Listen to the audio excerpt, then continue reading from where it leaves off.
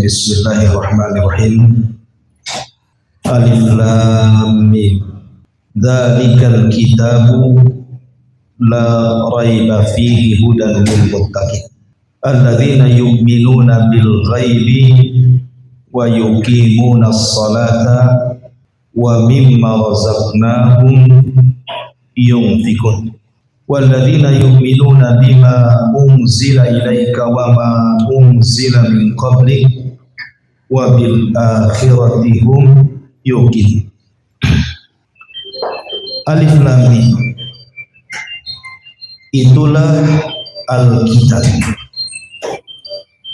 yang tidak ada keraguan sama sekali dalamnya, sebagai petunjuk bagi orang-orang yang bertakwa, orang-orang yang mereka beriman dengan yang gaib dan mendirikan salat, serta dari apa-apa yang kami rizkikan kepada mereka, mereka pun berinfak. Dan orang-orang yang beriman dengan apa yang diturunkan kepadamu dan apa yang diturunkan sebelummu, dan dengan akhirat mereka sangat yakin. Baik. Kemarin kita sudah menjelaskan tentang makna Alif Lam Mim dan juga kalimat dzalikal kitabu la raiba. Kalimat dzalikal kitab di sini ada isim isyarah. Dzalika, itulah Alkitab.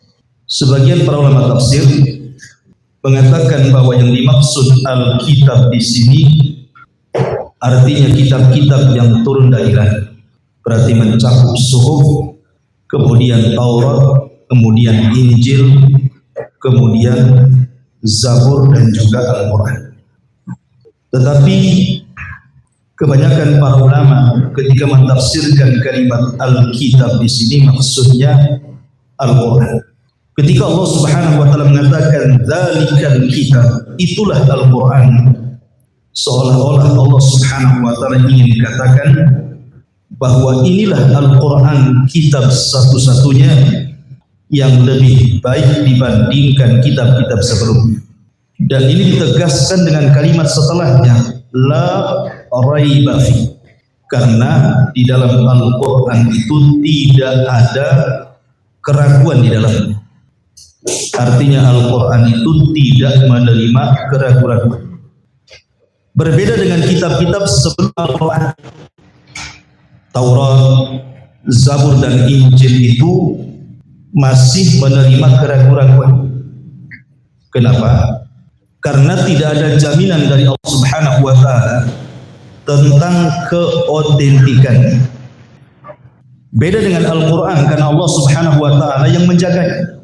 Makanya Allah Subhanahu wa taala berfirman, "Inna nahnu nazzalna dzikra wa inna lahu lahafidz." Sesungguhnya kami yang menurunkan al-dzikra, Al-Quran, kami pula yang menjaganya.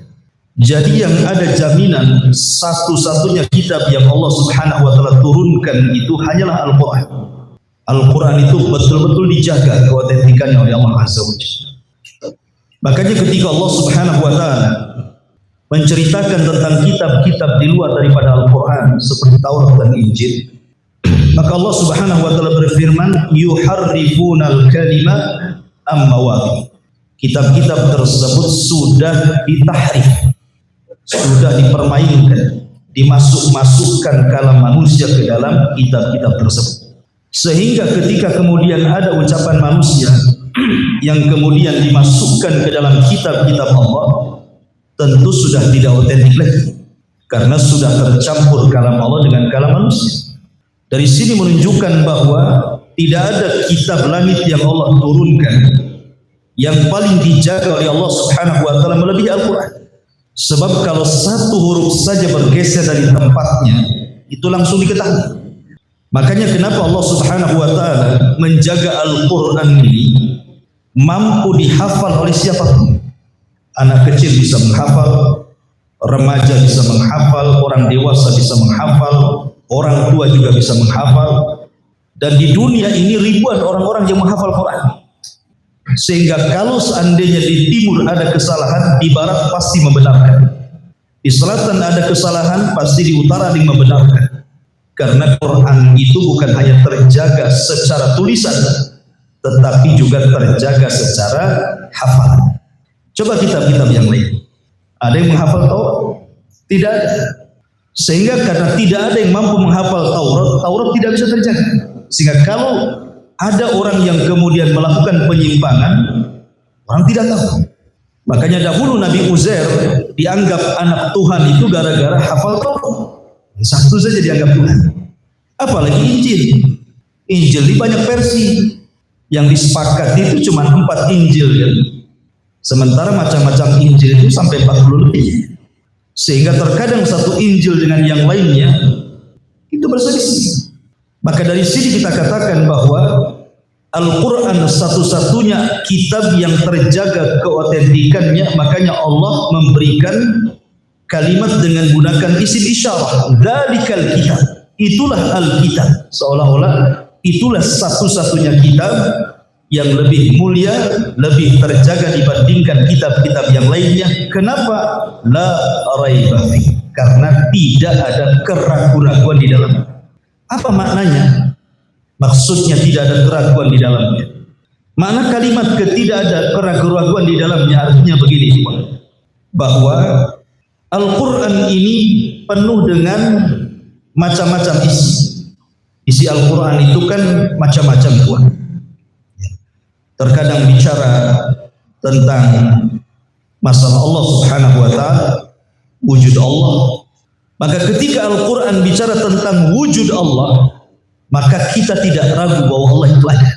Walaupun seandainya kita tidak bisa melihat, tapi kita yakin bahwa ketika Al-Quran menghabarkan tentang sifat-sifat dan nama-namanya, menunjukkan bahwa keberadaan Allah itu yakin ada. Karena Quran menceritakan, dan Quran itu mengajarkan keyakinan. Tidak ada keraguan. Jangan ragu kita tetapkan wujud Allah. Atau ketika Allah Subhanahu wa ta'ala bicara tentang akhirat, ada padang mahsyar, ada hisab, ada timbangan, ada pembagian suhuf, ada titian siratal mustaqim, ada surga, ada neraka. Ini kan harus diyakini. Tidak boleh ada keraguan. Makanya Allah mengatakan semua isi kitab itu la raiba. Semua isi Al-Quran itu tidak ada keraguan-raguan. Kita harus yakin. Ketika Allah Subhanahu wa ta'ala bicara tentang akhirat, kita harus yakin adanya akhirat. Ketika Al-Quran bercerita tentang alam kubur, kita harus yakin adanya alam kubur. Ketika Al-Quran bercerita tentang alam akhir, tentang adanya padang mahsyar, hisab, mizan, suhuf, sampai kepada surga dan neraka, maka kita harus yakin. Kenapa? La raiba fi. Karena tidak ada keraguan isi Quran. Kita harus yakin.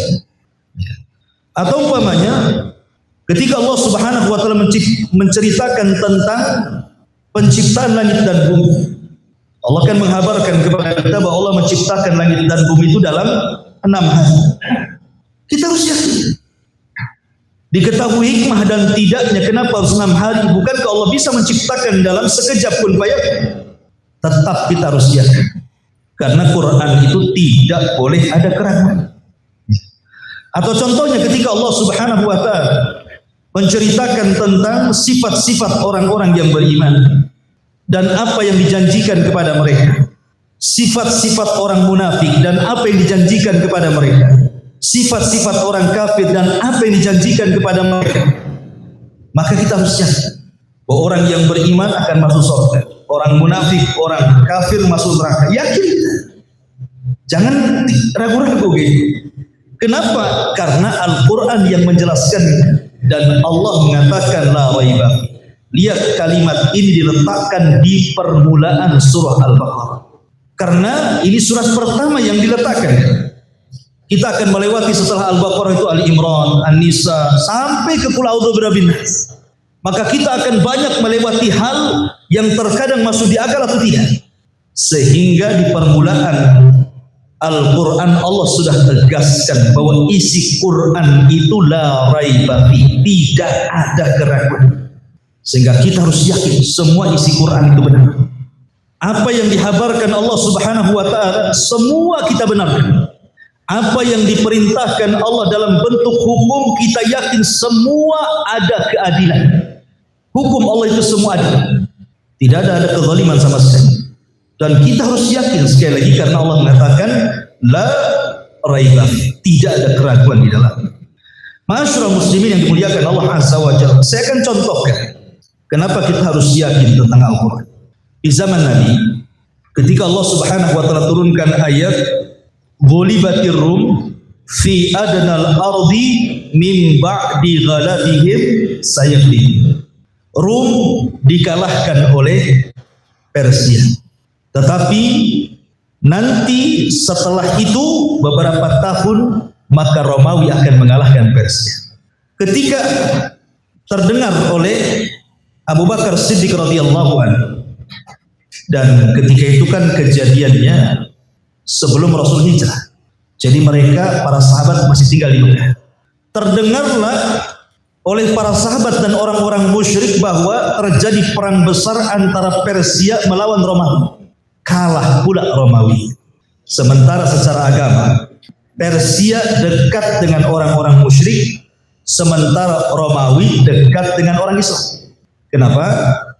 Karena Persia penyembah api, sementara orang-orang musyrik penyembah berhala, sama-sama agamanya musyrik.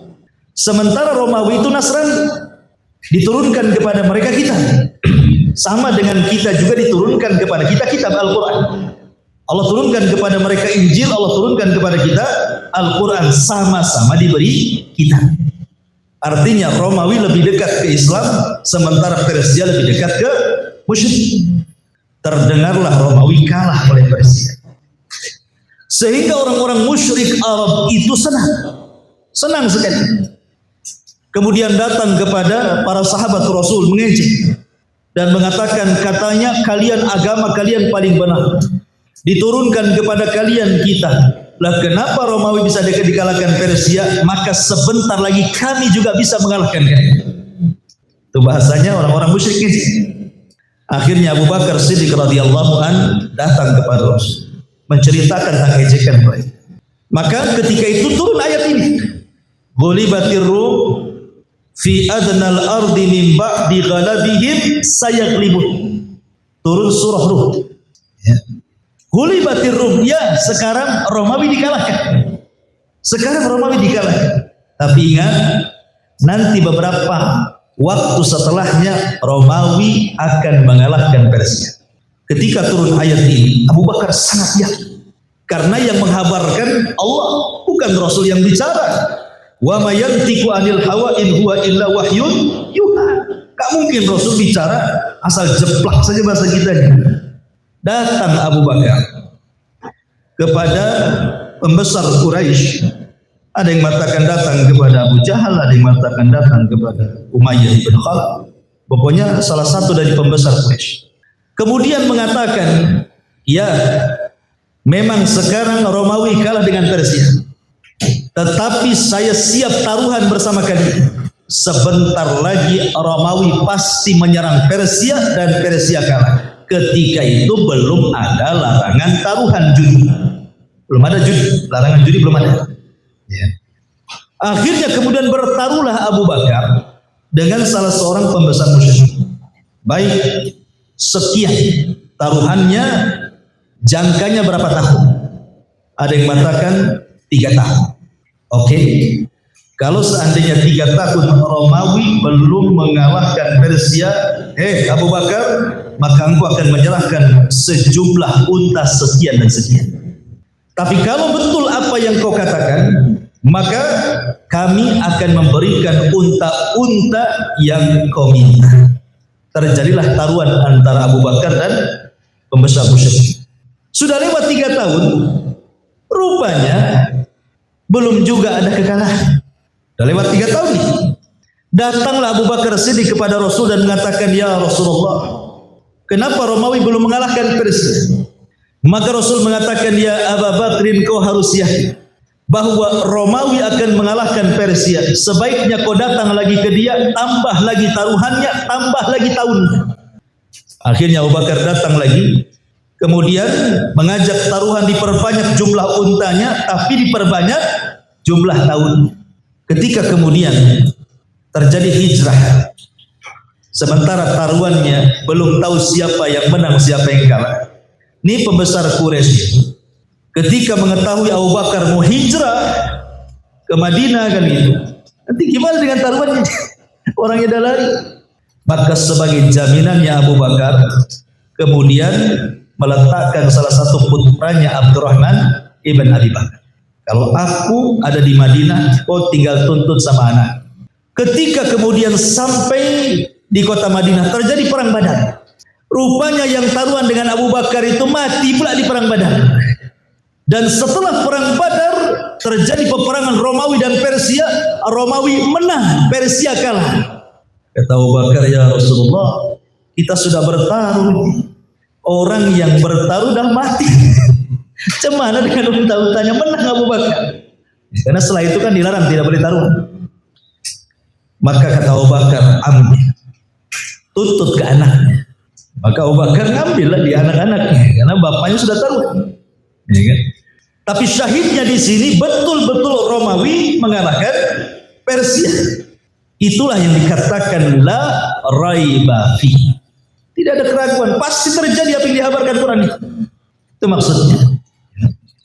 Ma'asyiral muslimin yang dimuliakan Allah Azza wa Jalla, dzalikal kitabu la raiba fi hudan lil muttaqin. Bahwa Al-Qur'an itu adalah petunjuk bagi orang-orang yang bertakwa. Baik. Sekarang bagaimana dengan firman Allah Subhanahu wa taala? Syahru Ramadhan alladzi unzila fihi al-Qur'an huda lin-nasi wa bayyinatin minal huda wal furqan. Quran ini diturunkan di bulan Ramadan sebagai petunjuk kepada manusia. Di sini Allah mengatakan sebagai petunjuk kepada orang yang bertakwa. Ini gimana? Dalam Al-Baqarah seolah-olah dikhususkan bahwa Al-Quran itu hanya petunjuk bagi orang yang bertakwa. Tapi dalam ayat yang lain di Al-Baqarah juga bahwa Al-Quran itu bukan hanya petunjuk bagi orang yang bertakwa saja, tapi bagi seluruh manusia. Maka kita katakan, kata para ulama, bahwa kalimat hudan lil muttaqin, iya memang pada dasarnya Al-Quran itu petunjuk kepada semua manusia, tetapi yang mengambil manfaat dari Quran itu hanya orang yang bertakwa saja. Memang Quran itu petunjuk bagi manusia, tetapi yang mengambil manfaat dari Quran itu tidak semua manusia kan. Ada yang menerima Quran, ada yang menolak, ada yang beriman dengan Quran, ada yang kufur, ada yang menentang Al-Quran, ada yang taat dengan Quran. Jadi secara umum Al-Quran itu petunjuk bagi manusia, tapi yang mengambil manfaat dari Quran itu hanya orang yang bertakwa. Tidak semua mengambil manfaat dari Quran. Makanya Allah khususkan hudan lil muttaqin. Quran ini khusus hidayah bagi orang-orang yang bertakwa, karena mereka lah yang bisa mengambil manfaat daripada Al-Quran. Lalu siapa sih orang-orang yang bertakwa di sini? Maka orang-orang yang bertakwa dalam permulaan Al-Baqarah ini dijelaskan setelahnya sifat-sifatnya. Tapi secara global, orang-orang yang bertakwa di dalam ayat yang kita bahas di sini adalah orang-orang yang mereka menanamkan keimanan dalam hati, kemudian diungkapkan lewat lisannya, kemudian diaplikasikan lewat perbuatan. Itulah iman. Makanya dimulai walladzina yu'minun, orang-orang yang beriman. Dan iman itu artinya pembenaran hati, pengucapan lisan, kemudian dibentuk dalam perbuatan. Kenapa harus seperti itu definisinya? Supaya tidak mudah orang ngaku beriman. Kalau lisannya tidak sama dengan hatinya, perbuatan tidak sama dengan lisannya. Makanya kemudian dibuat definisi seperti itu. Lihat orang-orang munafik yang mengaku mereka beriman, tapi Allah dustakan keimanannya kan? Kenapa? Karena orang munafik itu antara lisan dan hati berbeda. Makanya munafik itu kenapa disebut munafik? Diambil dari kata nafak. Antum tahu nafak? Nafak itu kalau antum dari sini ke Nagoya, itu kan ada jembatan tuh, ada gorong-gorong di bawahnya kan, mobil masuk kan? Lah, gorong-gorong itu dalam bahasa Arab disebut nafak. Ya. Kalau ada jalur kereta menembus gunung, kemudian ada terowongan masuk gorong-gorong kan? Lah, terowongan itu dalam bahasa Arab disebut nafak. Kenapa kemudian munafik diambil dari kata nafak? Karena masuk dari sini, keluar dari sana. Nah, itulah munafik. Jadi dia masuk dari sini, keluar dari sana. Maksudnya apa? Dia masuk Islam dengan lisannya, keluar dari Islam dengan hatinya. Itulah munafik. Menampakkan keislaman, menyembunyikan kekafiran. Makanya disebut munafik. Makanya munafik tidak bisa dikatakan mukmin, karena mukmin itu harus setara antara hati, lisan dan perbuatan. Dan itulah makna takwa dalam ayat ini. Siapa dan bagaimana sifat-sifatnya? Allah Subhanahu wa taala berfirman, "Alladzina yu'minuna bil ghaib." Pertama, orang-orang yang bertakwa itu adalah orang-orang yang beriman dengan yang gaib. Beriman dengan yang gaib. Masyarul muslimin, apa yang dimaksud gaib dalam ayat ini? Ulama tafsir membagi beberapa penafsiran. Maksud gaib dalam ayat ini, pertama maksudnya adalah wujudullah. Orang-orang yang beriman dengan wujudnya Allah. Kita harus yakin Allah itu wujud ada, walaupun kita tidak melihat. Karena keimanan itu tidak mesti harus lewat panca indera. Kita beriman itu tidak mesti bisa dilihat, bisa didengar, bisa diraba, tidak mesti. Sesuatu yang bisa kita rasakan itu belum bisa kita imani keberadaan. Contoh nih kipas angin. Ketika anginnya sampai kepada kita, kita merasa kan, oh ada angin. Pertanyaannya, tahu antum bentuk anginnya? Enggak tahu kan? Kayak apa bentuk anginnya? Kita bisa rasakan anginnya itu, menerpa kan? Tapi bentuk anginnya seperti apa kita tidak tahu. Contoh lain, kalau seandainya saya pukul kepala antum sama Pandu, mau nggak? Ya nggak mau lah. Seandainya saya pukul dengan Pak, menjerit nggak? Menjerit. Sakit nggak? Sakit. Pertanyaannya, antum bisa rasa sakit. Bentuk sakitnya kayak apa? Bulat, kotak, lonjong, nggak tahu kan? Orang bentuk sakit ada, tapi kita bisa rasakan kan? Berarti sakit itu ada, bisa kita rasakan, tetapi kita tidak bisa melihat. Sesuatu yang tidak bisa dilihat belum tentu tidak ada. Ketika kita beriman kepada Allah Azza wa Jalla, kita tidak bisa melihat Allah. Berarti Allah tidak ada.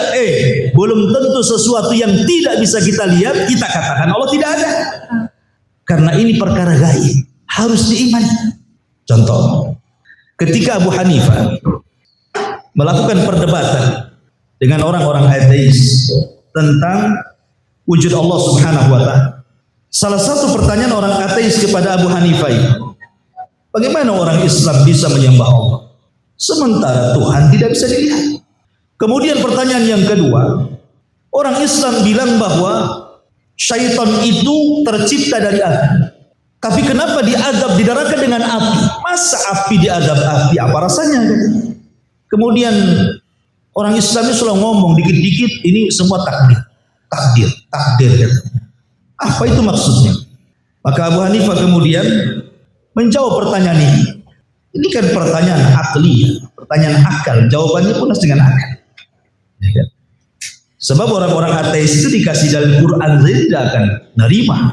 Dikasih datangkan dalil sunnah apalagi. Mereka yang mau mengingkari adanya Tuhan, tidak mungkin mengimani kepada firman Tuhan. Tuhan yang diingkari dia. Makanya hanya bisa dibantah dengan akal. Maka Abu Hanifah mengatakan, adapun setan, kenapa diciptakan dari api kemudian dibakar oleh api dia kesakitan? Maka kemudian Abu Hanifah menjadikan satu jawabannya dengan cara menampar orang itu. Tampar orang itu. Otomatis kesakitan lah.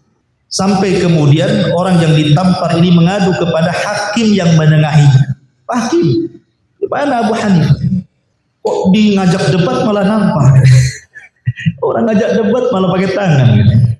Sementara Abu Hanifah itu masih kecil, belum dewasa, tapi dia mewakili gurunya Hammad. Karena Hammad tidak mau melayani, karena ini urusan kecil, makanya Abu Hanifah diutus. Sebab kalau seandainya kalah ya wajar anak-anak. Gitu. Kalau menang membanggakan gurunya, anak-anak. Kalau kalah wajar anak-anak.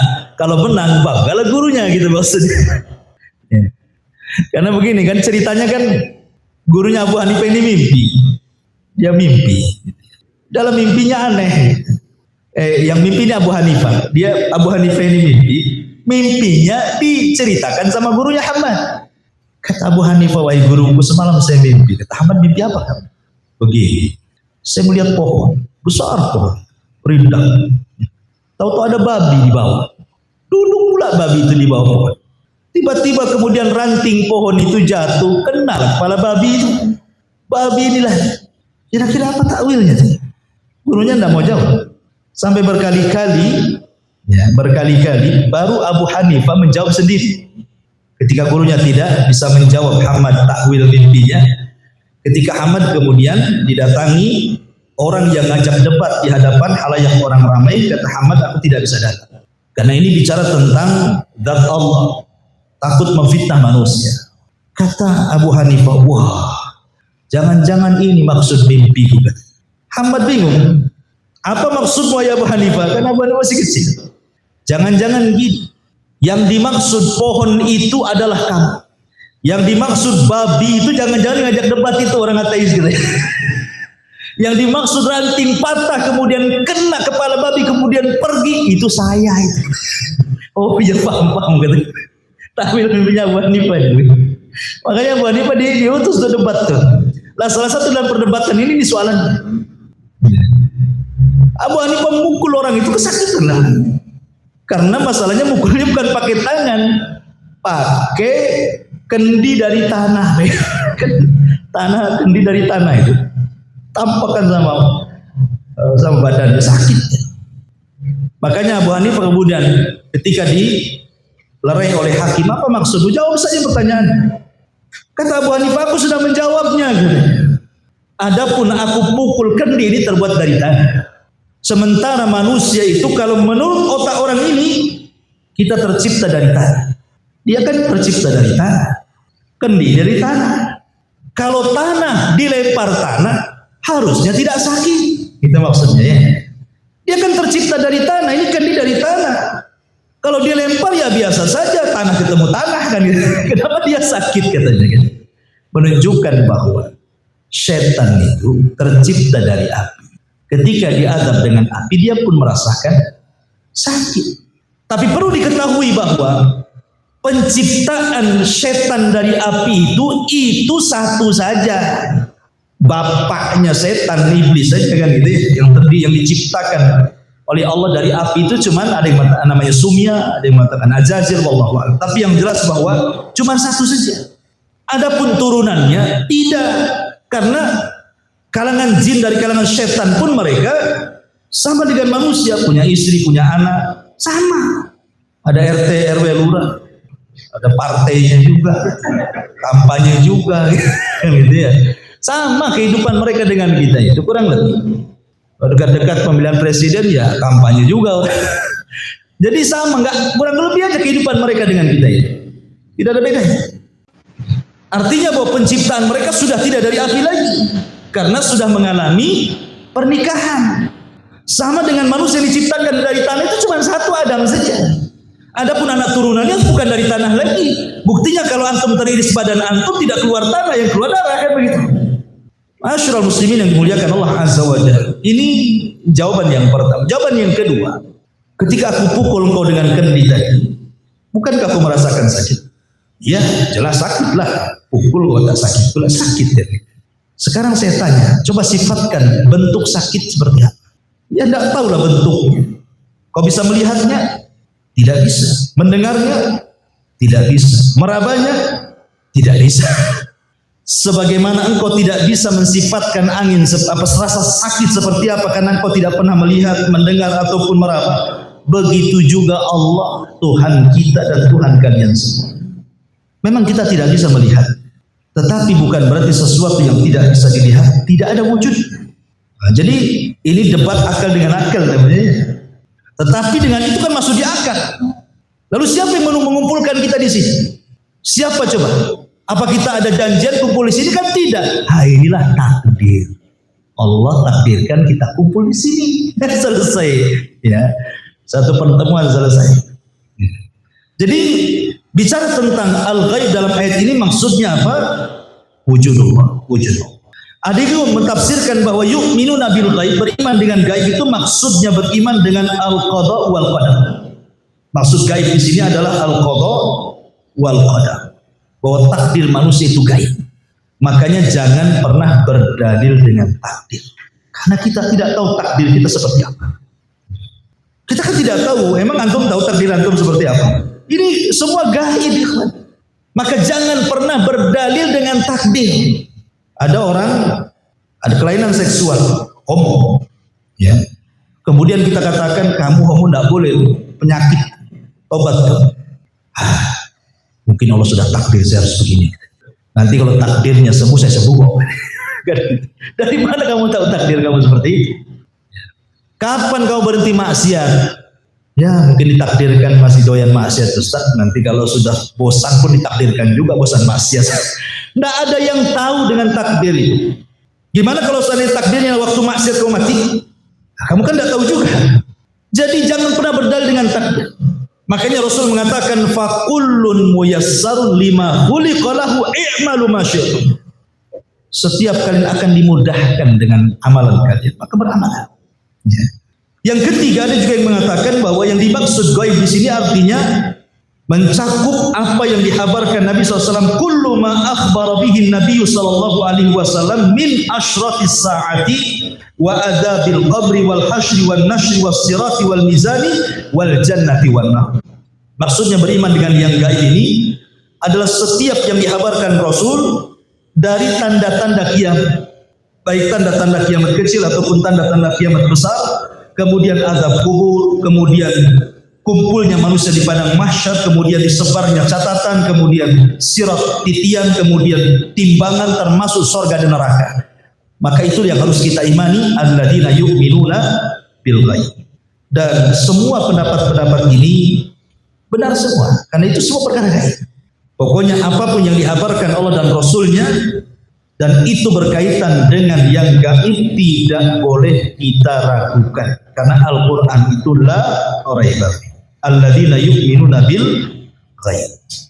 Kemudian Allah mengatakan wa yuqimuna as-salata. Setelah kita beriman dengan yang gaib, maka kita dituntut untuk mengerjakan sholat. Ikhwan, ini penting sekali masalah sholat. Masyarul muslimin yang dimuliakan Allah Azza wa Jalla. Pembahasan masalah sholat ini pembahasan yang sangat mulia, karena kita bicara tentang amalan yang pertama tadi dihisab oleh Allah Subhanahu wa taala dalam hukukul ibadah, dalam hukukullah, hak-hak yang berkenan dengan Allah. Karena amalan yang pertama dihisab itu dua. Pertama berkaitan dengan hak Allah, yang kedua berkaitan dengan hak manusia. Adapun berkaitan dengan hak Allah adalah salat, adapun berkaitan dengan hak manusia adalah urusan darah, bunuh-membunuh. Ini yang awal-awal dihisab oleh Allah Subhanahu wa taala. Di sini Allah Subhanahu wa taala mengatakan bahwa ciri orang-orang yang bertakwa adalah orang yang meninggalkan salat. Ada seorang syekh, orang yang mengerjakan salat. Ada seorang syekh bercerita, ada seorang ibu menelpon salah seorang masyayikh menceritakan tentang anaknya ini sudah dewasa, tetapi belum Allah takdirkan dapat pasangan. Dalam pekerjaannya selalu ada masalah, kemudian juga pergaulannya selalu ada masalah. Pokoknya masalah itu seolah-olah tidak berhenti dan mustamir terus saja.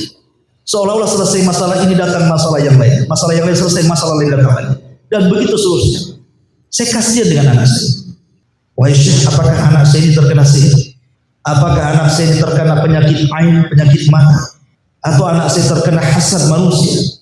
Tolong berikan fatwa kepada. agar aku bisa membimbing anak. Syekh mengatakan, yang pertama ditanya oleh Syekh, wahai ummu, apakah putramu sholat? Yang pertama yang ditanya Syekh ini adalah, apakah putramu sholat?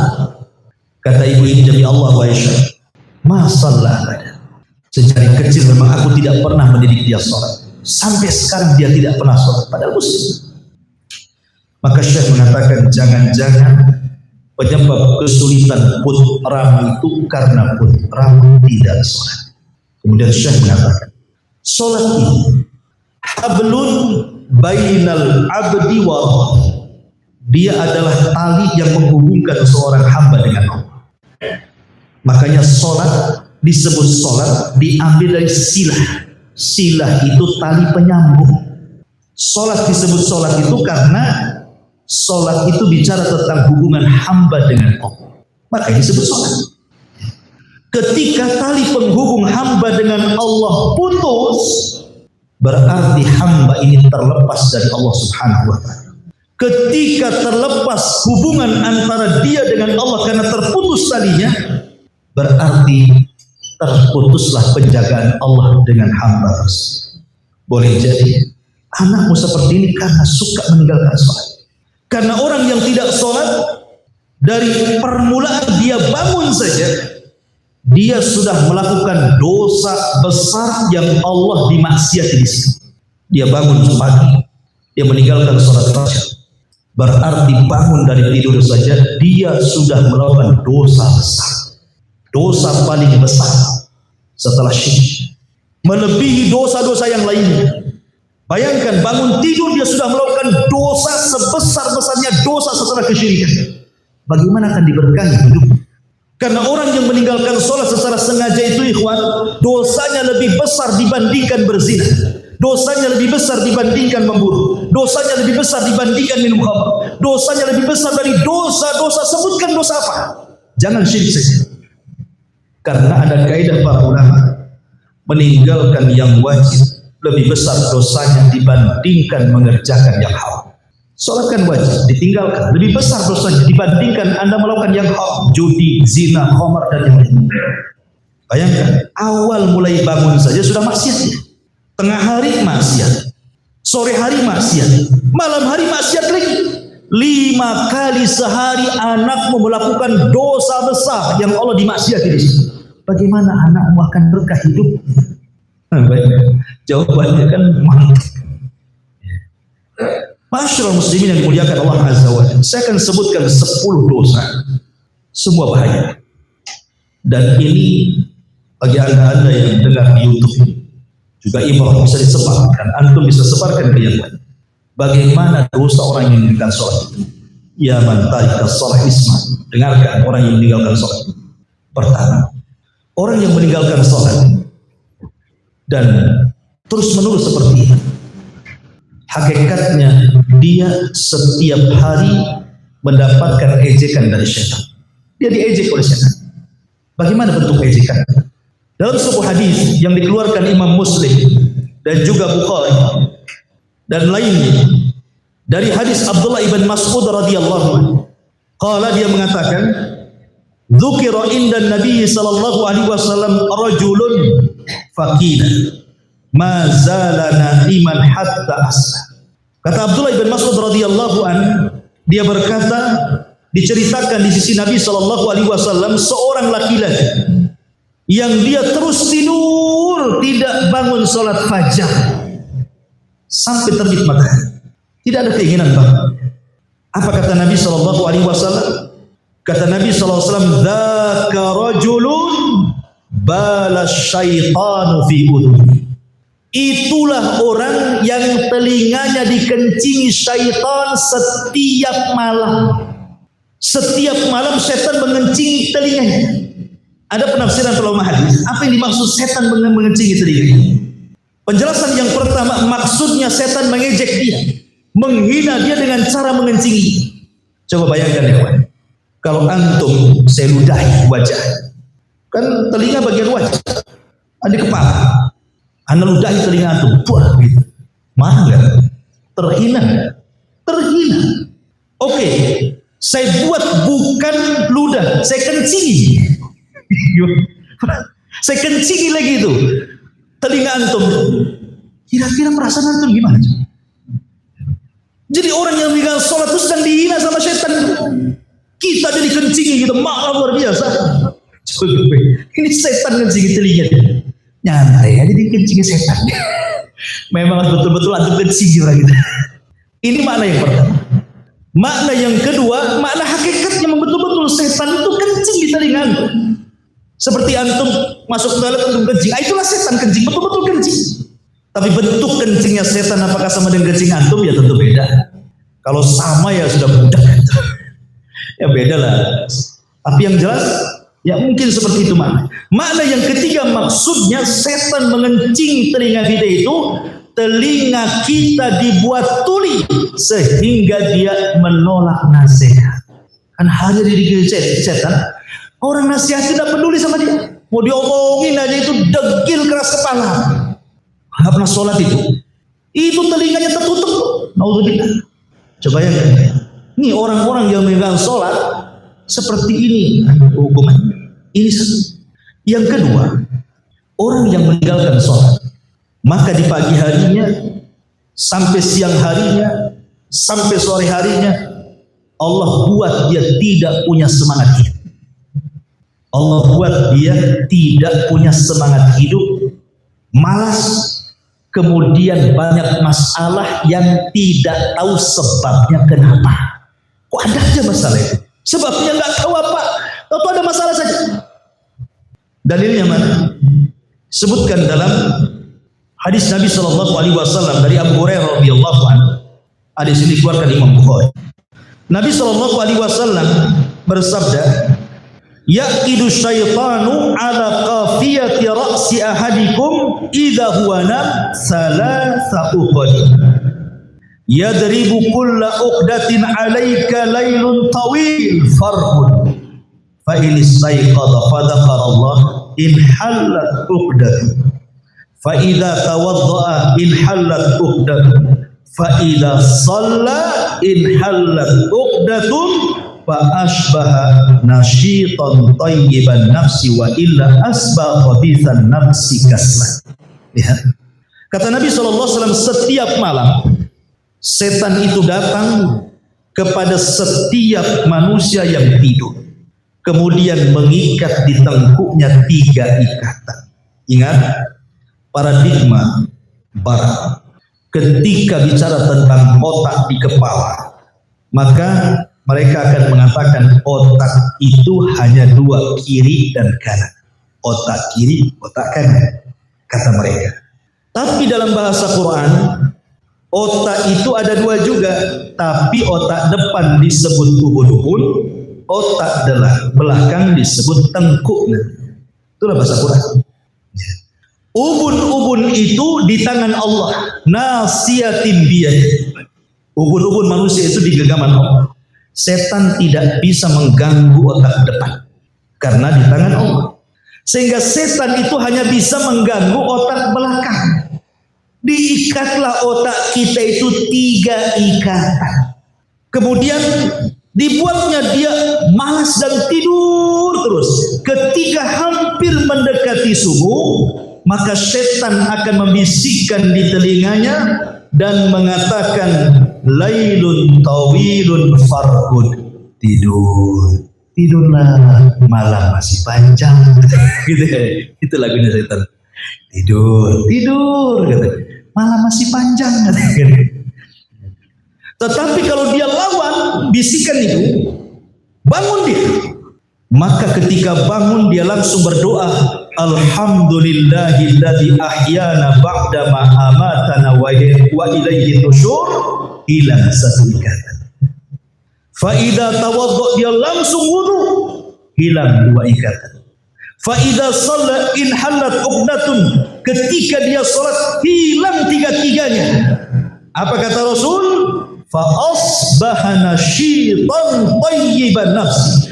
Di pagi harinya maka dia akan semangat, punya semangat hidup, jiwanya akan baik dan tidak tersentuh masalah. Makanya kawan, kita bisa rasakan Kalau antum bangun di sepertiga malam, walaupun antum capek, ya kan capek, antum bangun tahajud sampai sholat fajar sampai subuh, adalah ngantuk-ngantuk dikit. Tapi ketika sudah agak pagi jam 7 jam 8 hilang ngantuknya, nggak ada perasaan lemah. Itu bisa rasakan? Coba saja. Nggak ada, tetap aja sama dengan orang yang tidur full. Bahkan terkadang ada orang yang tidur full, bukan full lagi, full gitu ya. Saking tidur lagi. Udah tidur ya jam 8 malam, bangun jam 7, sarapan tidur lagi, bangun duhur, habis tidur lemes ya badannya. Loh, padahal tidurnya berjam-jam itu. Kenapa? Ini hadisnya. Kalau kalau dia tidak asbaha khabisan nafsi kaslah. Kalau dia tidak melakukan seperti itu, tidak bangun berzikir, tidak wudu dan tidak sholat subuh, jadilah jiwanya buruk, banyak masalah, tidak tahu sebabnya, dan jadilah dia pemalas. Lihat orang yang tinggal shorting, sehari 3 ikatan, 2 hari 6 ikatan, 3 hari 9 ikatan, 100 hari tak ruwet ikatan. Cuma itu murah ikatan, benar. Itu makanya orang nggak sholat itu masalah itu. Ini satu. Yang kedua, yang ketiga, ya, ikhwan, ini yang lebih ngeri. Ketika Nabi SAW di Isra Mi'rajkan dari hadis Samurah bin Jundab, dan hadis ini juga dikeluarkan Imam Bukhari, semua riwayat Bukhari. Jadi ketika Nabi SAW suatu ketika dibawa oleh 2 malaikat, Rasul sedang tidur. Tiba-tiba dalam mimpinya, dan mimpi Nabi itu wahyu. Ingat, mimpi Nabi itu wahyu. Karena terkadang wahyu itu lewat mimpi. Seperti Ibrahim bermimpi menyembelih anaknya. Ya harus betul-betul disembelih. Karena mimpi Nabi itu wahyu. Makanya ketika setan datang kepada Ibrahim, ya Ibrahim, atadbahu ibnataka li ajli ru'ya. Ibrahim, kau mau menyembelih anak gara-gara mimpi, mikir dong. Kata Ibrahim, enggak jawab, ambil batu dilempar. Allahu Akbar. Ya. Jadi mimpi para nabi itu wahyu. Kata Nabi SAW, ataniya lailata atiya, datang 2 malaikat malam semalam membawa diri. Kemudian 2 malaikat mengatakan kepadaku, intolik. Maka aku berjalan bersama sampai ketika ada sebuah tempat yang paling tinggi, aku tidak sanggup berjalan. Maka diambillah malaikat, dibawa ke atas. Rupanya sampai di atas diperlihatkan banyak orang yang sedang diadab, disiksa, diperlihatkan adab kubur. Salah satunya kata Nabi SAW, dia mengatakan, aku melihat wa idza rajulun muttaji'un, tiba-tiba aku melihat ada orang yang diterlentangkan. Wa idza akharu qa'imun alaihi bis-sakhrati, di sampingnya ada orang yang berdiri, di tangannya batu besar. Kemudian wa idza huwa yahwi bis-sakhrati ra'si, tiba-tiba orang yang di samping ini membenturkan batu yang di tangannya ke kepala orang yang sedang baring di bawahnya, hancur dan remuk kepalanya. Ketika hancur dan remuk kepalanya, Allah ganti dengan kepala batu. Kemudian diremukkan lagi seperti itu, diganti dengan kepala batu, dan begitu seterusnya. Ketika itu kata Nabi SAW, mahada, siapa orang ini? Kenapa disiksa sedemikian sadisnya?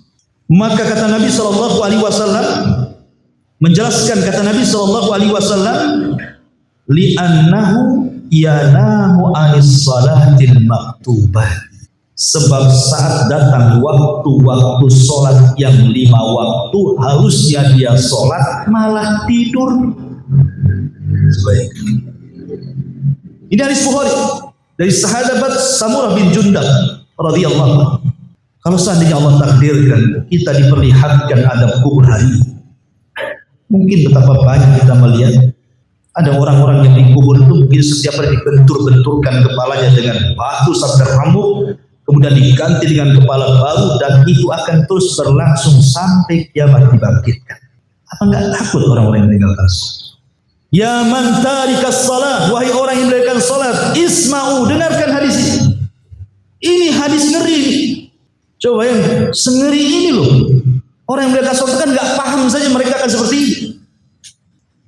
Ini yang ketiga. Yang keempat, Allah Subhanahu wa taala berfirman dalam surah Maryam ayat 59 sampai 6. Allah mengatakan fa khalafa min ba'dihim khalfun adha'us salata wattaba'us syahwata fasawfa yalqauna ghayya.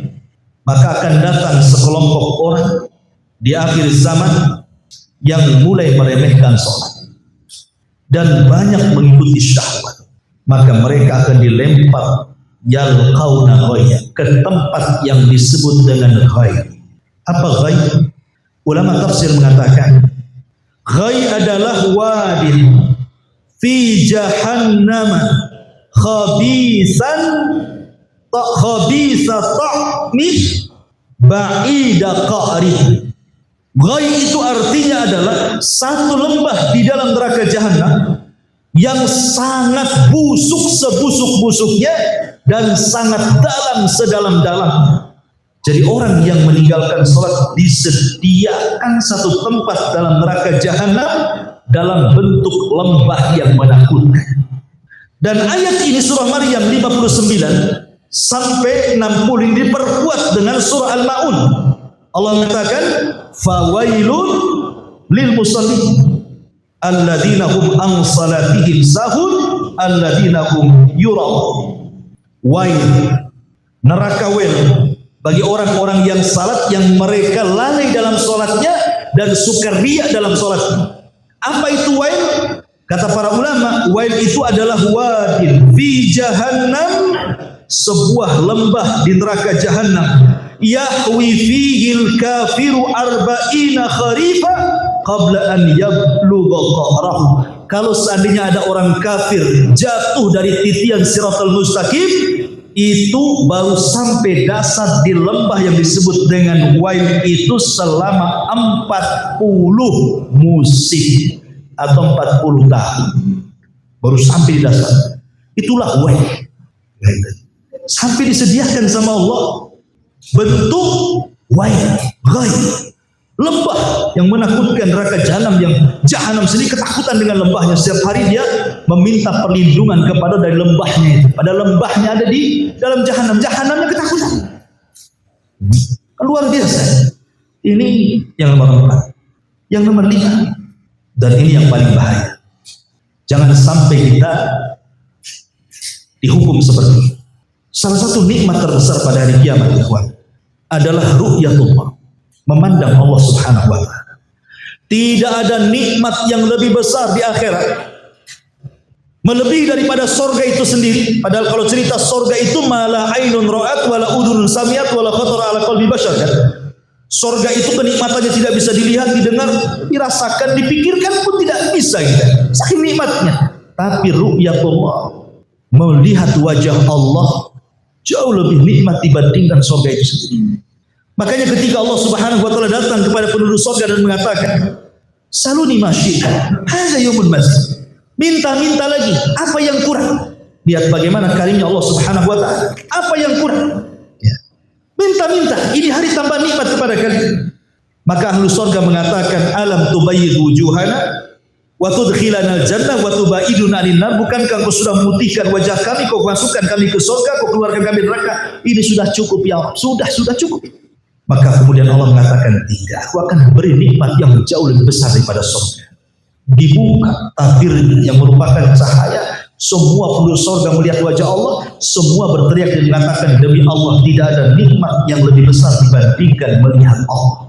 Akan tetapi tarikus sholat, orang yang meninggalkan sholat, maka mereka tidak akan melihat Allah. Perhatikan hadis dari Jarir ibn Abdillah al-Bajali radhiyallahu anhu. Hadis ini sepakati Bukhari Muslim. Kunna inda Nabi sallallahu alaihi wasallam fa nadhara ila al-qamari lailatal badri. Kata beliau, kami duduk bersama Nabi, tiba-tiba malam itu memang sedang purnama, besar-besarnya bulan, maka kami semua melihat bulan. Kata Nabi sallallahu alaihi wasallam, inna satarawna rabbakum kama tarawna hadzal qamar la tudamuna fi ru'yah. Kau lihat bulan itu, ya wahai Rasul, kalian akan melihat Allah seperti engkau melihat bulan, tidak berdesak-desakan. Coba kalau bulan purnama, antum rebutan mau nengok bulan, enggak ya? Cukup antum negak ke atas gitu. Apa bulan? Berdesak-desakan? Tidak. Bukan kayak tengok konser, desak-desak kan. Enggak, lihat bulan itu nampak. Jadi melihat Allah seperti itu, bukan diserupakan Allah dengan bulan, tetapi diserupakan melihatnya. Karena Allah ya bukan bulan. Bulan itu makhluk. Kemudian kata Nabi SAW, فَإِنِ اسْتَطَعْتُمْ أَلَّا تَغْلِبُوا عَلَى الصَّلَاةِ قَبْلَ طُلُوعِ الشَّمْسِ وَقَبْلَ غُرُوبِهَا فَافْعَلُوا. Kalau kalian ingin melihat Allah, kalau kalian mau, maka jangan pernah kalian terkalahkan untuk sholat sebelum terbit matahari, maksudnya sholat subuh, dan sholat sebelum terbenam matahari, maksudnya sholat asar. Kalau kalian ingin melihat Allah, jaga dua sholat. Kemudian Rasul membacakan ayat wasabbih bihamdi rabbika qabla tulu'i syamsi wa qabla al-ghurub, surah Qaf ayat 39. Lihat bagaimana Nabi luar biasa itu. Terhalangnya ruhiyatullah gara-gara meninggalkan sholat fajar dan sholat asar, terutama sholat fajar. Jangan ditinggalkan. Ada seorang pembesar Israel, Yahudi. Dia bicara di sosial media, televisi, tentang peperangan antara Islam dengan Yahudi. Seolah-olah dia membenarkan akan terjadi peperangan. Bahkan dia membocorkan rahasia. Kalau seandainya orang Islam itu sampai sholat subuh, sholat fajar, dan jumlah mereka sama dengan sholat Jumat, maka mereka akan mengalahkan kita. Ini ucapan mereka. Kalau seandainya sholat subuh itu jumlah yang sholat sama dengan jumlah sholat Jumat, kita akan kalah. Kenapa orang Yahudi mengatakan seperti itu? Di akhir zaman, kalau kita cerita tentang Al-Mahdi al-Muntadhar, Imam Mahdi yang kita tunggu-tunggu, Muhammad bin Abdullah. Dan Imam Mahdi bukan orang Indonesia. Ada tuh yang ngomong bahwa Imam Mahdi itu akan keluar di Nusantara. Imam Mahdi yang mana? Orang mana? Orang Medan, orang Jawa. Orang mana? Orang apa? Imam Mahdi itu munculnya di Madinah, di Mekah, di Bai'at di Mekah, antar dua rukun. Jadi ketika cerita Imam Mahdi itu, Dajjal ini kan banyak pengikutnya. Permulaannya saja sudah 70.000 orang Yahudi Asfahan, Irak. Belum lagi bangsa Mongol, Turki. Belum lagi orang-orang Arab jahil. Belum lagi kaum wanita. Macam mungkin 2/3 dunia akan ikut Dajjal nanti di akhir zaman. Dan Dajjal tidak dibunuh. Dan tidak bisa dibunuh kecuali Rasulullah. Maka Imam Mahdi dan pasukannya tidak bisa melawan Dajjal. Terpaksa mereka harus sembunyi di Bukit Tur. Mereka dikepung, bersembunyi di Bukit Tur. Saking lamanya mereka di Bukit Tur sampai kelaparan, sampai kepala kerbau lebih berharga dibandingkan tumpukan emas, karena yang mereka butuhkan bukan emas, makan. Saking laparnya. Akhirnya pasukan Imam Mahdi mengatakan, kalau kita ini seperti ini terus kelaparan, mungkin kita akan mati kelaparan. Kita ini prajurit tentara, lebih baik kita mati syahid dibandingkan mati kelaparan. Maka kemudian mereka datang pada Imam Mahdi, bagaimana kalau besok kita serang saja Dajjal? Apapun yang terjadi, apa kita mati syahid lebih mulia bagi kita? Maka Imam Mahdi pun kemudian setuju. Baik, kita berangkat setelah sholat fajar. Ya. Sholat fajar dulu. Berangkat setelah sholat fajar. Maka ketika betul-betul di pagi hari itu, azan dikumandangkan. Setelah selesai azan, menunggu waktu qomat, langit gelap, segelap-gelapnya. Tiba-tiba ada cahaya dari langit. Rupanya Isa bin Maryam turun diapit dua malaikat dan rambutnya seperti baru dibasahi, menetes, dan hawa mulutnya bisa membunuh orang Yahudi sejauh mata memandang. Akhirnya Isa pun turun. Kemana? Ke Bukit Tur. Ketika kaum muslimin siap-siap sholat fajar, sholat subuh. Kata Al-Mahdi kepada Isa bin Maryam, karena mereka sudah tahu sifat-sifatnya yang sudah disifatkan Nabi kan. Makanya kemudian Imam Mahdi mengatakan, taqaddam ya Allah, silahkan wahai Rasulullah, wahai Isa, maju. Tapi Isa mengatakan di kulli qaum, tidak. Setiap kaum itu ada imam, kau saja. Maka Imam Mahdi yang mengimami Isa jadi imam untuk membantah bahwa Isa bukan anak Tuhan, Isa bukan Tuhan, Isa bukan tiga di antara Tuhan. Asas Tuhan jadi makhluk, sudah gimana ceritanya? Ya. Jadi imam saja tidak mungkin Tuhan itu. Tuhan itu diibadah, bukan dia beribadah. dan untuk membantah orang Yahudi yang mengatakan qatalna Masih ibn Maryam. Kami sudah membunuh Isa, dia masih hidup turun dia. Ya kan? Akhirnya sholat subuh. Selepas sholat subuh berangkat mereka. Dajjal dibunuh Isa ibn Maryam dan orang Yahudi dikalahkan dengan jumlah yang sedikit sehingga mereka kocar kacir, tunggang langgang, sembunyi di batu-batu, ngomong, musuh di sini ada orang Yahudi, bunuh dia. Sembunyi di balik pohon pula ngomong, wahai musuh ini ada orang Yahudi, balik saya bunuh dia. Semua makhluk bicara kecuali satu pohon bisu dan mau ngomong lindungi Yahudi. Pohon itu disebut Gorkot. Gorkot itu bukan pohon cemara. Ada yang mengatakan pohon cemara, sampai saya dengar dulu ada yang memfatwakan serampangan untuk menebas pohon cemara se-Indonesia. Itu pohon Gorkot gitu. Ini gimana cerita? Bukan pohon Gorkot tuh. Di sini bocor pula ke Israel, makanya orang Israel banyak-banyak nanam pohon Gorkot hari ini. Suatu ketika orang Palestina menyerang dengan layangan api. Layangannya sampai pula di hutan, Israel terbakar pula pohon Gorkot. Ditanam lagi. Masyaallah muslimin yang dimuliakan Allah Subhanahu wa taala. Lihat syahidnya di sini, kemenangan marbut terikat dengan sholat. Kalau Anda ingin menang, sholat. Mana dalilnya? Dalilnya orang azan. Hayya 'alal falah. Hayya 'alal falah. Apa arti falah itu? Menang hati. Ayo kita menang. Nggak mau. Kan gitu ya. Ayo kita menang. Moh kata orang Jawa. Ayo kita menang. Embung kata orang Sunda. Ya gimana? Dia aja dulu. Diajak menang nggak mau. Ingin angan-angannya Islam ingin berpuasa. Sholat pun tidak. Kemenangan itu marbut bil falah. Kemenangan itu marbut bis salat, terikat dengan salat. Makanya panggilannya hayya 'alal falah. Jadi kalau kita ingin menang salat, itu maksudnya. Karena di antara panggilannya itu adalah falah, hayya 'alal falah, ayo kita menang. Ternyata sampai di masjid yang salat orang tua semua. Gimana bisa menang? Udah aja enggak ada yang ke masjid. Ma'asyiral muslimin yang dimuliakan Allah Azza wa Jalla. Baik. Kemudian yang keenam, disediakan neraka khusus. Bayangkan, disediakan neraka khusus orang yang tidak sholat. Apa nerakanya? Saqar. Allah mengatakan, "Ma salakakum fi saqar?" Kenapa kalian bisa masuk neraka Saqar kata Allah? Apa jawaban penghuninya? Lam nakum minal musallin. Karena kami tidak sholat.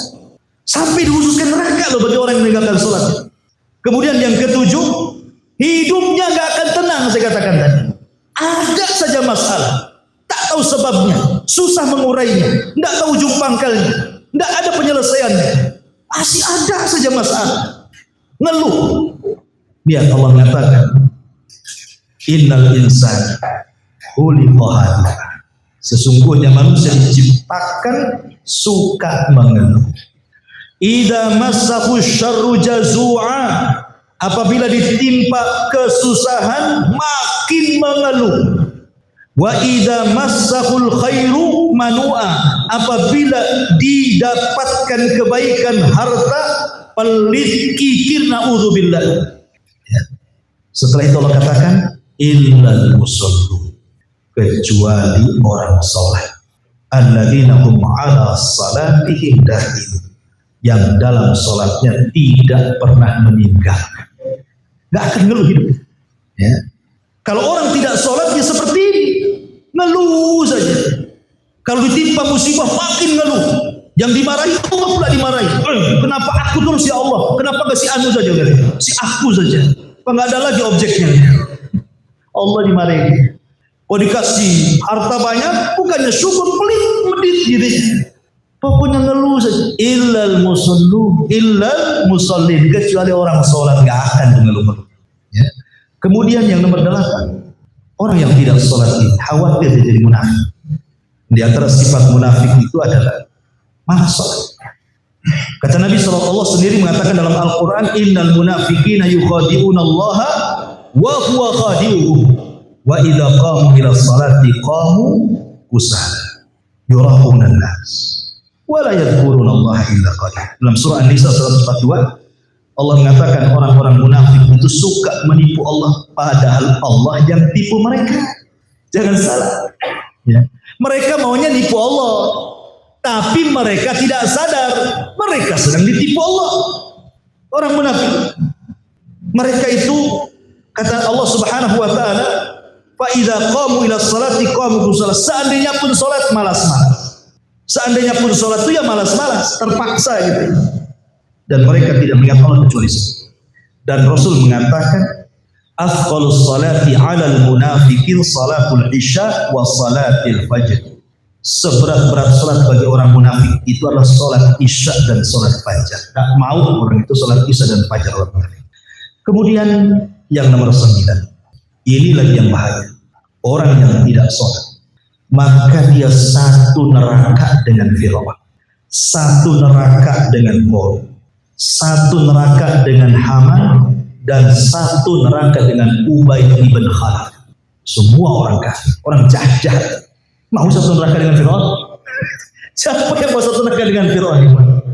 Kadang-kadang adalah seorang artis itu, naudzubillah. Dia redo kalau masuk neraka. Gak apa-apa saya masuk neraka.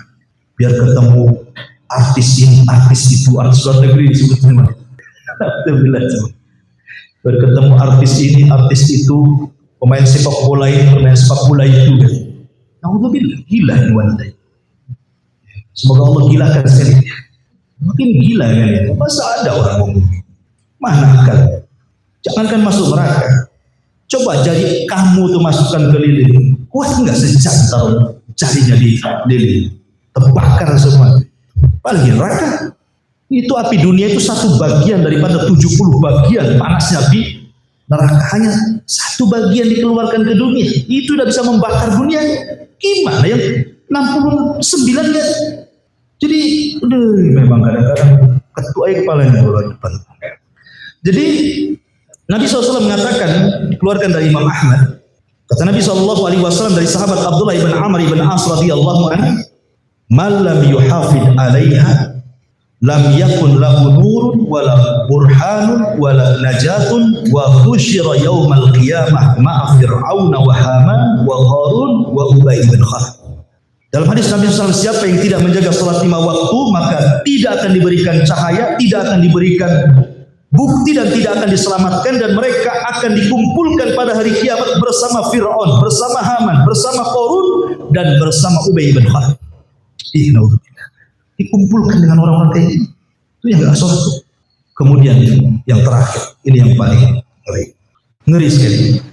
Orang yang tidak sholat, Nabi gak akan kenal kita. Coba rugi sekali kalau Nabi gak kenal kita pada hari kiamat. Gak kenal, mau ngaku-ngaku umatnya Nabi. Nabi lo gak kenal dengan kamu. Nabi gak kenal dengan ente, gak kenal sama sekali. Bayangkan, Nabi gak kenal kita, cuma mau ngasih sesuatu. Kenal pun tidak, masa kan nolong, saya gak kenal kamu. Dan itu dijelaskan dalam hadis Nabi SAW. Dari hadis Abu Hurairah radhiyallahu an, kata Nabi SAW, "Taridu alayya ummatil hawdah," akan datang umatku nanti pada hari kiamat ke telaga. Kemudian wa ana adudun nas anhu kama yadudur rajulu ibila rajuli an ibili. Qalu ya Nabi Allah, ata'rifuna? Qala na'am. Kemudian dikatakan, dan kalian akan digiring seperti seseorang menggiring unta untuk diarahkan ke telaga Rasul. Kemudian Rasul mengatakan, "Rasul, apakah kau akan kenal kami sebagai umat?" Kata para sahabat. Kata Nabi SAW, "Ya." Kemudian Rasul mengatakan, "Kalian punya tanda yang merupakan tanda bahwa engkau adalah umat." Apa tandanya? Kata Nabi SAW, tandanya adalah warron muhajjalin min azaril wudu. Tandanya adalah cahaya-cahaya yang ada di tangan, di dahi, dan semua anggota wudu. Jadi anggota wudu itu, mulai dari tangan, kemudian wajah, kepala, sampai ke kaki, itu akan bercahaya. Dari cahaya wudu itulah Rasul kenal kita. Dan orang yang tidak sholat pasti tidak wudu, karena tidak mungkin sholat tanpa wudu. Jadi Nabi tidak akan kenal wudu dia. Bukan hanya itu saja, Malaikat yang akan menyelamatkan orang yang dapat syafaat di neraka tidak kenal. Cemana kalau nggak kenal mau dikeluarkan dari neraka? Malaikat nyari-nyari yang mana katanya kan? Nggak tahu. Ya. Kenapa nggak kenal? Karena nggak sholat. Mana hadis ini? Hadis dari Abu Hurairah radhiyallahu anhu sendiri masih dalam Sahih Bukhari. Kemudian Nabi SAW mengatakan, hatta idza arada Allah rahmatan man arada bil ahlina. Ketika Allah Subhanahu wa taala menghendaki diselamatkan pun neraka karena rahmatnya, dan rahmat itu yang terakhir. Ingat, rahmat Allah itu terakhir, mengeluarkan orang dari neraka. Pertama syafaat Nabi, kemudian syafaatnya para syuhada, kemudian para malaikat memberikan syafaat, kemudian syafaatnya orang-orang soleh, kemudian syafaatnya anak-anak yang soleh, kemudian syafaatnya manusia satu persatu, sehingga ketika tidak ada lagi yang memberikan syafaat, orang ini masih ada di neraka. Bagaimana cara dia keluar? Maka dia keluar dengan rahmat Allah. Nggak ada lagi yang nolong dia. Ya. Nabi nggak ada, malaikat tak bisa, anak tak bisa, orang tua tak bisa, kawan-kawan tak bisa. Siapa lagi? Dia masih tersisa neraka itu. Maka mereka akan diselamatkan dengan rahmat Allah, kasih sayang Allah. Dengan cara apa? Mengutus malaikat untuk mengambil mereka. Bagaimana caranya malaikat mengambil mereka, dan bagaimana cara tahu harus orang itu diselamatkan? Maka Nabi SAW mengatakan, ya'rifunahu bi athari sujud wa harramallahu 'ala an-nar an ta'kula athara sujud. Mereka dikenali para malaikat dengan bekas sujudnya, karena Allah mengharamkan bekas sujud dimakan api neraka. Orang yang suka sujud itu akan diharamkan untuk dimakan api neraka. Malaikat mengeluarkan mereka karena tahu dari mana, bukan dari namanya, tapi dari jidat dia yang suka wudhu, yang suka sholat. Coba bayangkan, kalau antum pahami 10 perkara ini, apa nggak ngeri orang meninggalkan sholat? Makanya kenapa di permulaan Al-Baqarah setelah kita beriman dengan yang gaib, yang ditekankan kedua adalah wa yuqimuna shalah. Baru satu kalimat lagi. Apa-apa, kemalaman nanti. Apa berhenti sampai di sini? Lanjut. Oke, satu ayat lagi. Bukan satu ayat, ayat sedikit. Wa mimma razaqnahum yunfiqun. Wa mimma razaqna, dari apa yang kami rizkikan. Maksud rizki itu artinya setiap yang bisa dimanfaatkan, itu namanya rizki. Baik benda, baik uang, baik pakaian, benda apa sajalah, selama bisa dimanfaatkan disebut rizki. Ya. Apapun yang bisa dimanfaatkan itu rizki. Apapun yang bisa dimanfaatkan boleh kita sedekahkan. Ikhwan, kalau kita membahas sedekah, maka kurang lebih dengan masalah salat juga. Banyak keutamaan yang akan diraih. Salah satunya adalah, kalau saya bertanya kepada Anda, mau diazab ataukah mau diberikan nikmat? Mau masuk surga atau mau masuk neraka? Pasti jawabannya ingin masuk surga ya Ustaz. Ingin dapat nikmat lah, masa masuk neraka dan jannah? Kalau begitu, sedekah. Perhatikan saudara, nanti di padang mahsyar manusia itu akan berdiri. Ingat, posisi manusia di padang mahsyar bukan kayak posisi antum sedang dikumpulkan di lapangan. Kalau antum dikumpulkan di lapangan 17 Agustusan, umpamanya dikumpulkan oleh pemerintah di lapangan sini, dikumpul tidak di mana, antum masih bisa lah beli es. Bisa antum sambil duduk, bisa antum sambil baring, bisa lah sambil kipas-kipas. Tapi di sana yang jual esnya saja tidak jual es, nggak bawa gerobak di sana, karena orang itu dibangkitkan hufatan, uratan, hurlan, buhman, kata Rasul, tanpa dikhitan, tanpa alas sandal, tanpa ada pakaian di badan, dan tanpa bawa barang sedikit pun. Ya telanjang gitu saja, nggak bawa pakaian aja tidak. Apa yang mau dikasihkan orang? Sementara posisinya berdiri, tidak ada yang duduk, sebab kalau duduk tenggelam dengan keringatnya, berbaring makin lagi telalap dengan keringatnya. Jadi posisi mereka berdiri berdasarkan firman Allah Azza wa Jalla, yauma yaqumun nas, yaqum, pada hari manusia berdiri semuanya di hadapan Rabb. Matahari dekatkan 1 mil, panas terik luar biasa. Kita aja seminggu di tak hujan-hujan nih, Oh Allah, kipas ini sudah AC, kipas pula dibakar. Susah. Pokoknya mau tidur saja, aduh, badannya cemas karena panas. Pertanyaannya, mau enggak pada hari ketika matahari diletakkan di atas kepala, tiba-tiba datang payung. Datang payung sehingga kita bisa menaungi kepala kita dari matahari. Ketika kalau terik-terik matahari ada payung. Di dunia saja pakai payung sudah senang. Dipayungi sehingga kepala kita tidak tersengat dengan 1 mil matahari di atas kepala. Mil itu ada 2 penafsiran. Kata rawi hadis mengatakan, saya tidak tahu maksud Nabi mil itu. Apakah kalimat milun itu alat untuk celak?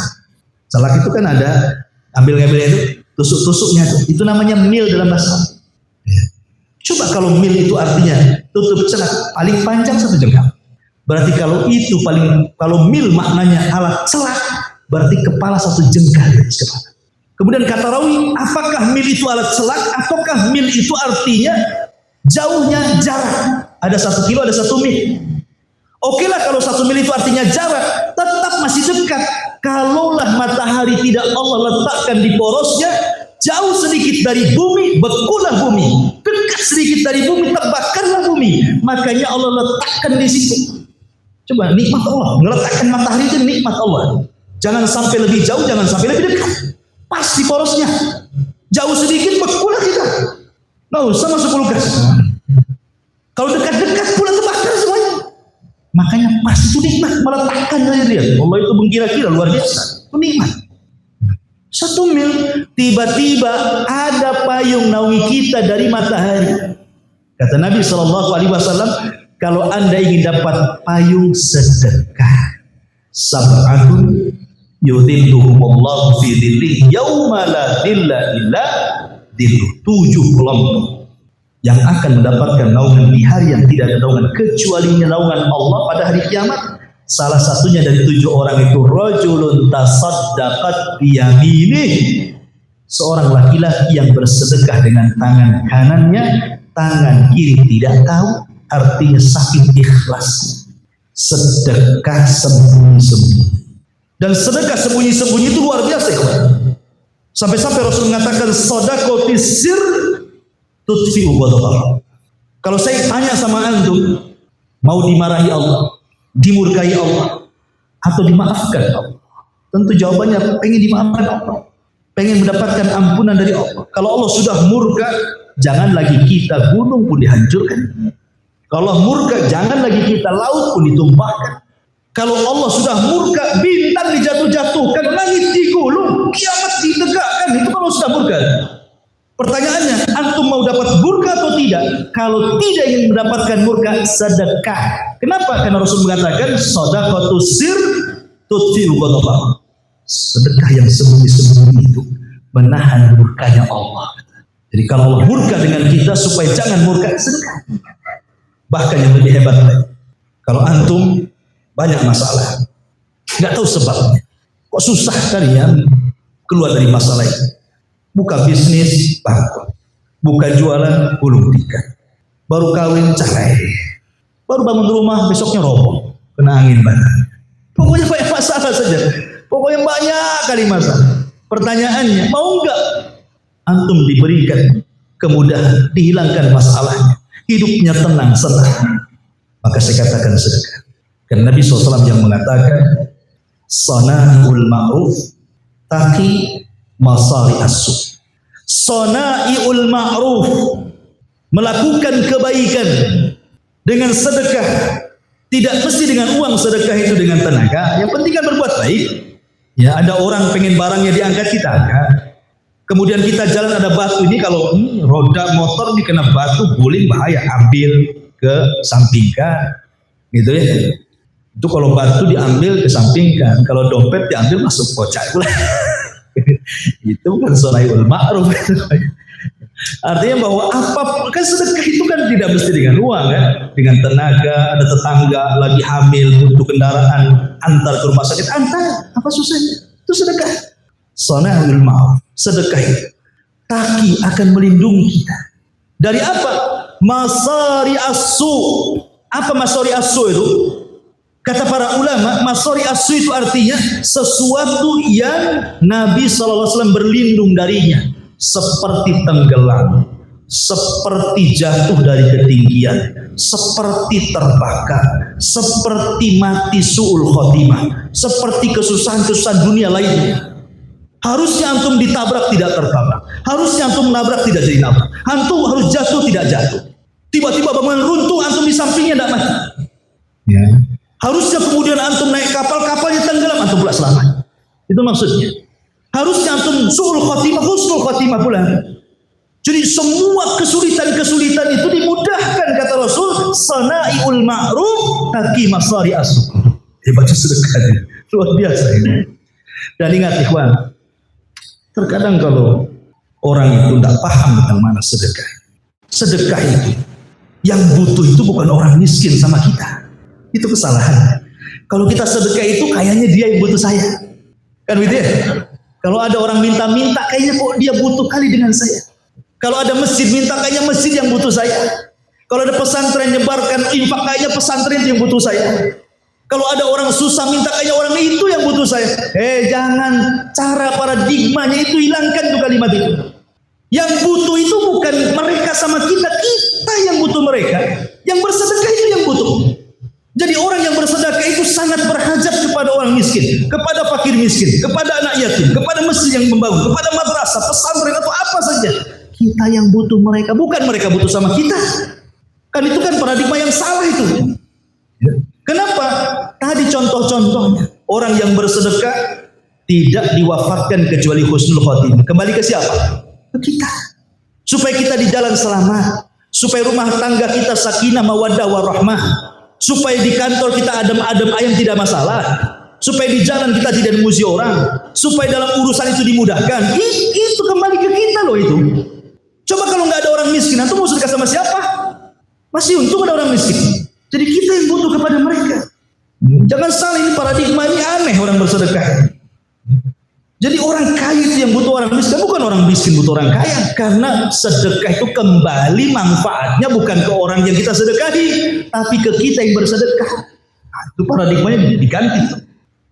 Jadi masyarakat muslimin yang dimuliakan Allah Azza wa Jalla, intinya bahwa terlampau banyak kalau kita cerita tentang keutamaan sedekah juga waktu, ya. Maka di sini ada 3 poin pertama yang sudah kita bahas, bahwa Al-Quran itu sesuatu yang tidak ada keraguan, petunjuk bagi orang yang bertakwa, dan ciri orang yang bertakwa: 1, beriman kepada yang gaib, 2, melaksanakan sholat, dan yang 3, suka bersedekah atau berinfak. Wallahu a'lam bishawab.